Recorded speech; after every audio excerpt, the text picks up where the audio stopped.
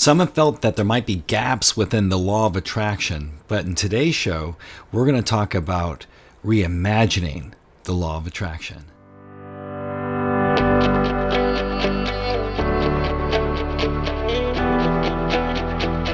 Hi, this is Daniel Lakstins, and you're listening to the Ultimate Reality Surfing Program. Be sure to subscribe and hit the bell so that way you can always get this awesome content for helping you to create the best life ever. Hey guys, welcome to this awesome show about reimagining the law of attraction. I'm Daniel Lakstins, one of the co-hosts here also with Todd Ronan. Hey Todd. Hey Daniel, how are you?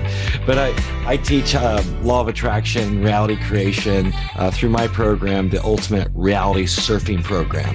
And of course, Todd is the remote viewing guru. But tell them about you, Todd. Sure. So Reality Forecast, it's a show that I have that allows you to develop your remote viewing acuity and become a better remote viewer. You can check out realityforecast.com, and there's a lot of classes up there, and self-healing, remote viewing, and telepathy, just things to advance your psi awareness, I guess. You can find me. Yeah, the psychic abilities. Hey, so Todd, today we're talking about reimagining law of attraction, but how would you define reimagine?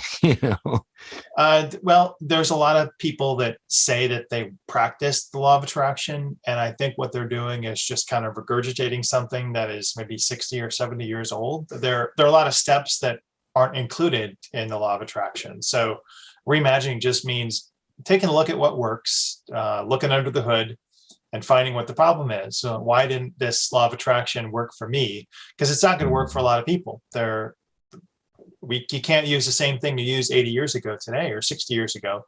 You have to make it new and kind of let it evolve. If something doesn't evolve, then it's not helpful. Exactly. So the thing is law of attraction is always an action for everyone, but what's not happening is what they want to happen, right? And it's because they need to reimagine.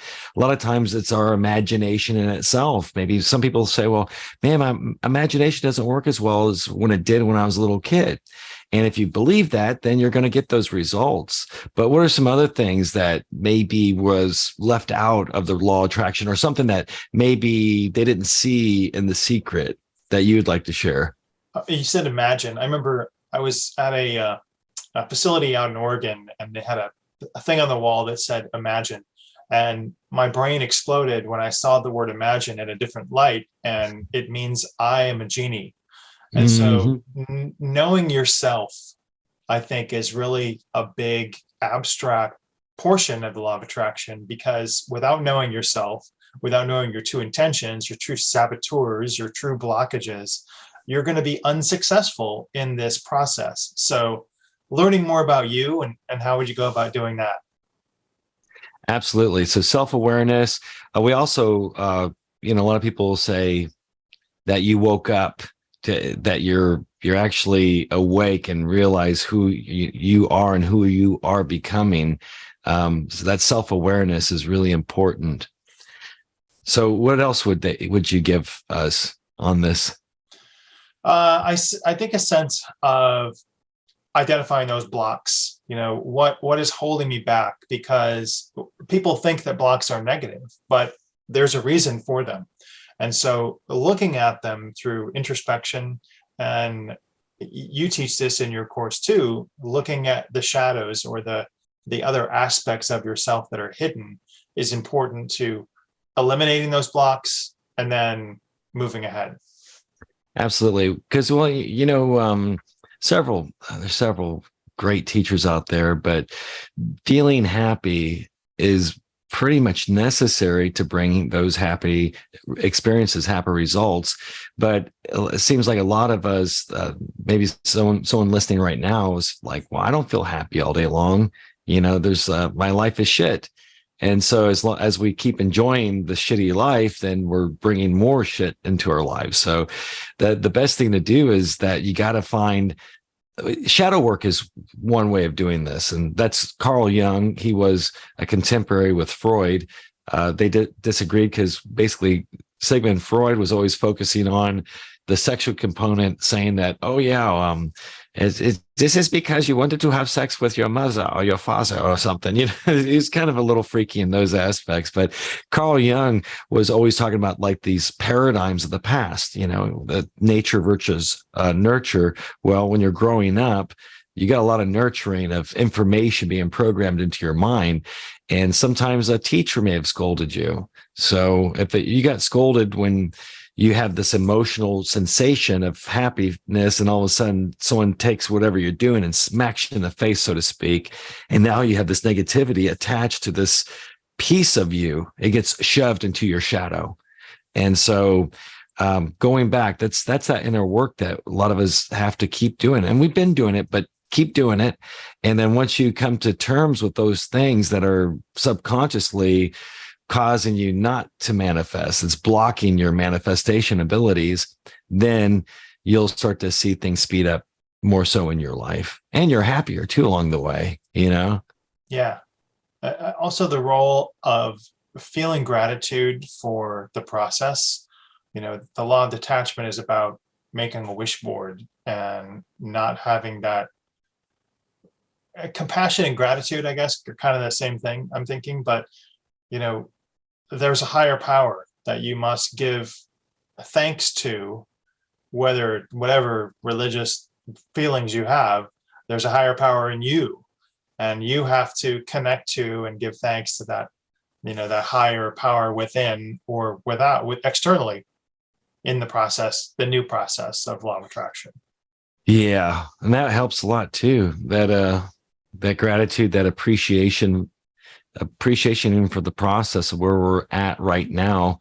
And a lot of times you're not going to know. You're like, God, why is this happening to me?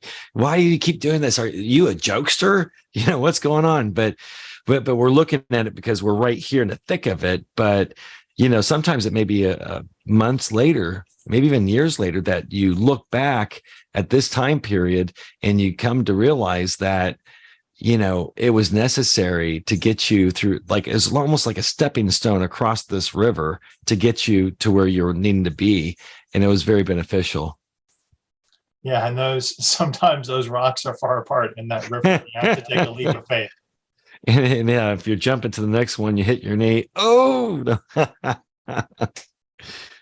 So what else? Where else should we go with this? A lot of people will see in their life numbers, and we ascribe that number significance to knowing if we're on the right path. Do you talk a little bit about that and how you can program those numbers to tell you something about the path you're on?